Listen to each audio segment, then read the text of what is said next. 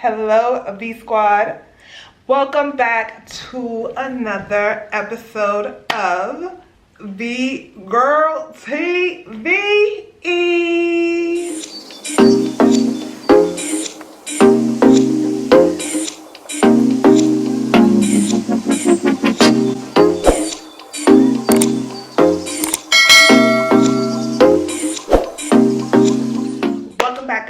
Welcome back to my canal de YouTube, and I am back with another video.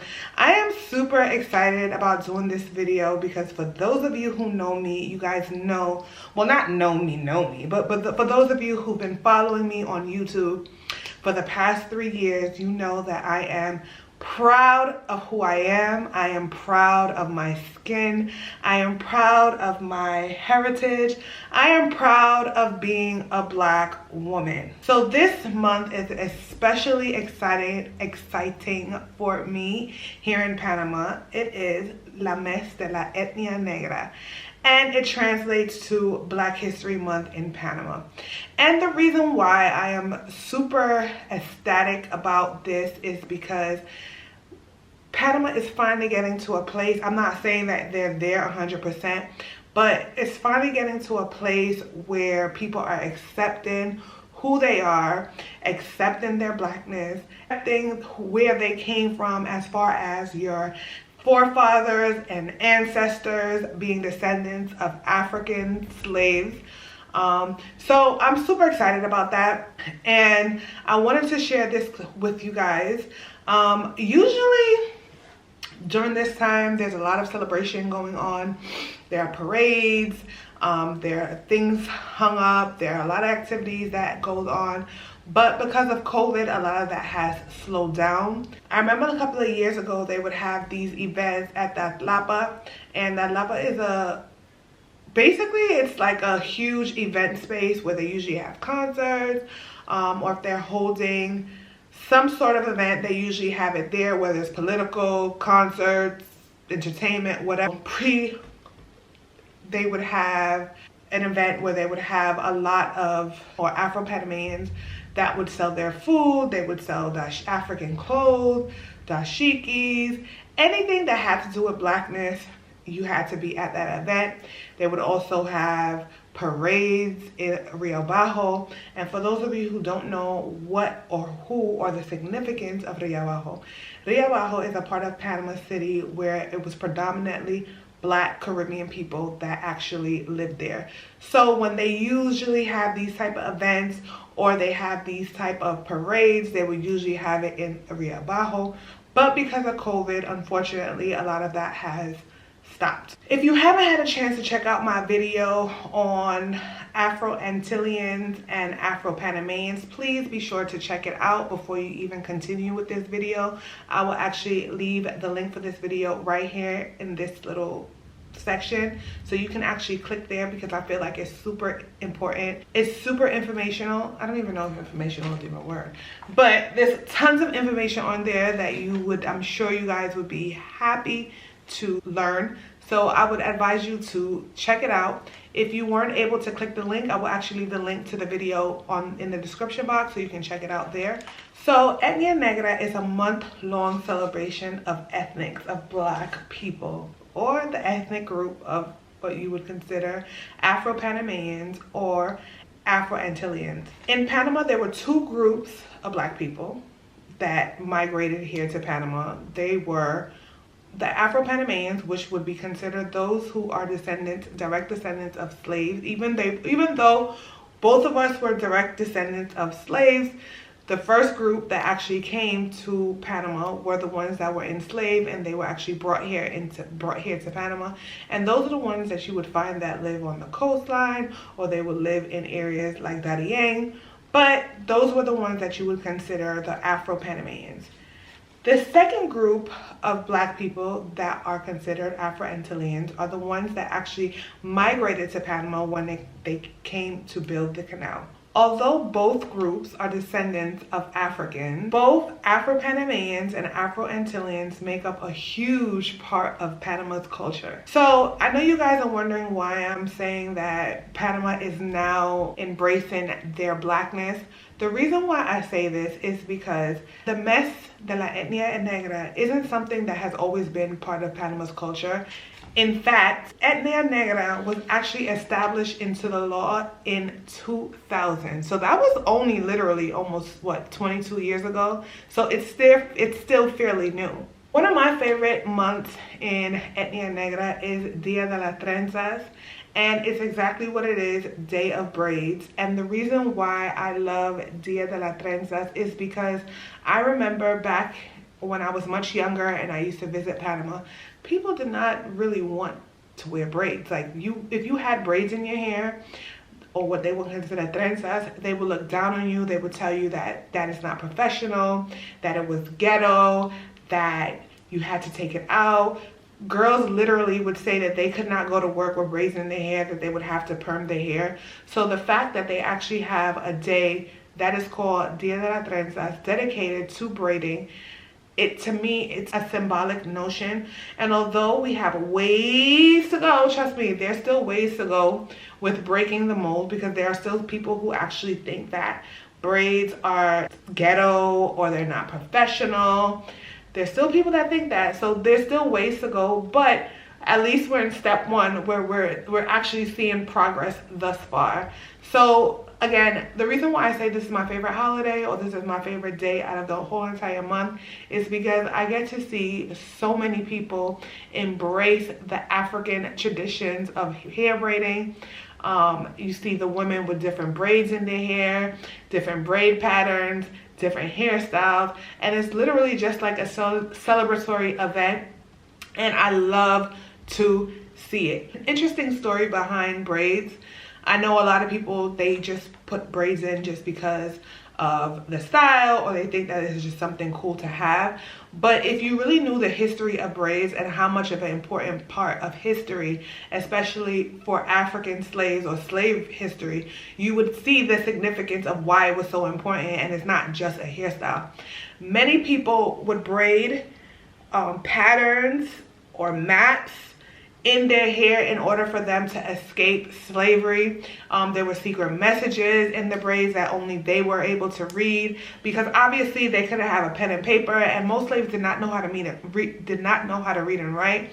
So they had to have a way to communicate, and it's so interesting that they would use braids as a form of communication.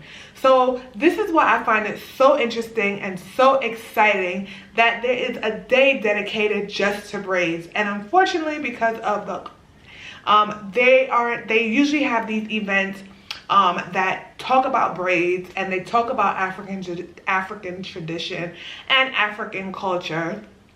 And it's a way for us to embrace who we are here in Panama, because although Panama is a Latin culture, there are many people of color here, many people that are descendants of African slaves.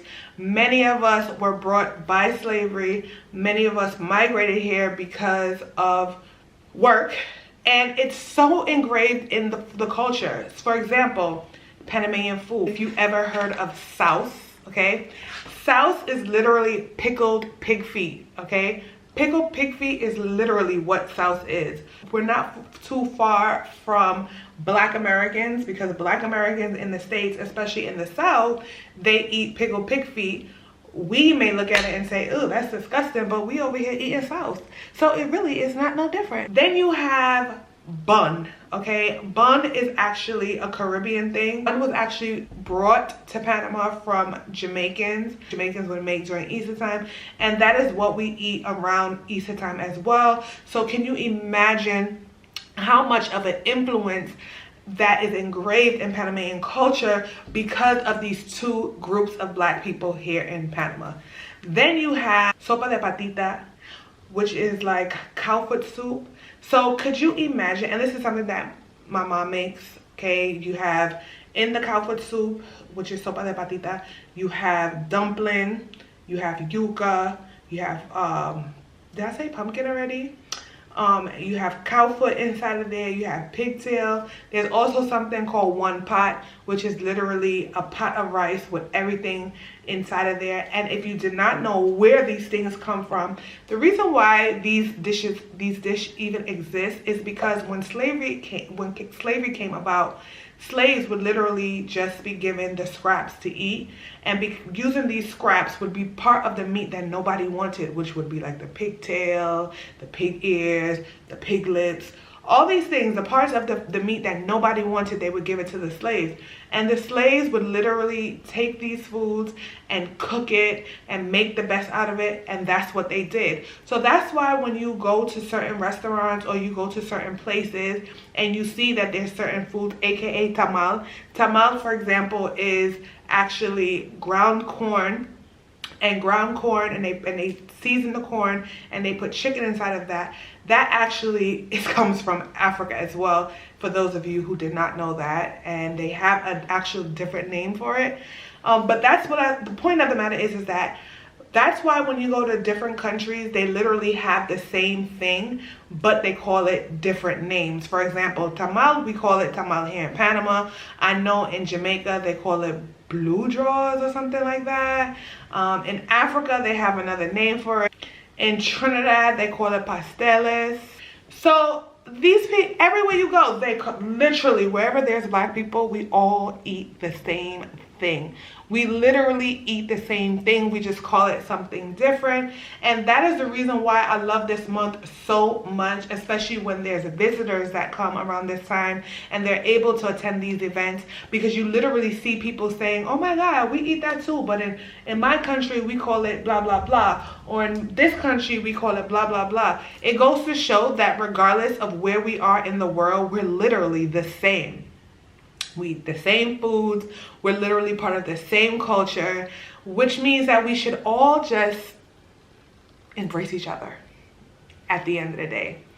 Another reason why I love Etnia Negra is because I love to see how the young people, Generation Z, is that what they call them? I love to see how much they've changed from their parents.